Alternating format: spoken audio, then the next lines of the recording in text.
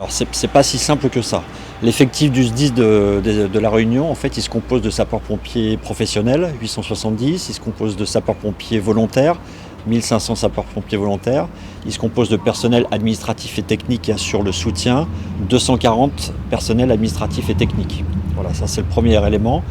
Les effectifs de garde, parce que c'est le sujet sapeurs-pompiers, se répartissent caserne par caserne, avec ce qu'on appelle un potentiel opérationnel de garde, ce qu'on appelle dans notre jargon un POJ, service de jour, service de nuit, et aujourd'hui est défini dans le règlement opérationnel du SDIS, règlement qui est adopté par le préfet, un POJ centre par centre.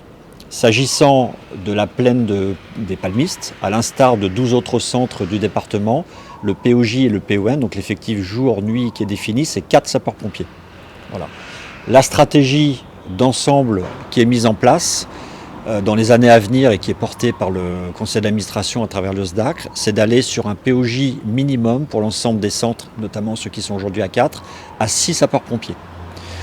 Cette stratégie, elle va être mise en place dans le cadre de plans de recrutement. Donc aujourd'hui, on a réalisé au SDIS depuis 2023 160 recrutements de sapeurs-pompiers professionnels. On est sur une dynamique encore de recrutement de 20 sapeurs-pompiers professionnels au mois de juillet de cette année, plus 20 autres en fin de cette année. Et on ouvre un concours de 120 autres sapeurs-pompiers professionnels dès cette année pour les années 2025 et suivantes.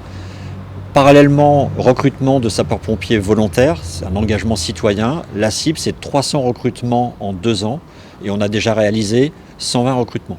Alors ça fait beaucoup de chiffres, ça fait beaucoup de nombres.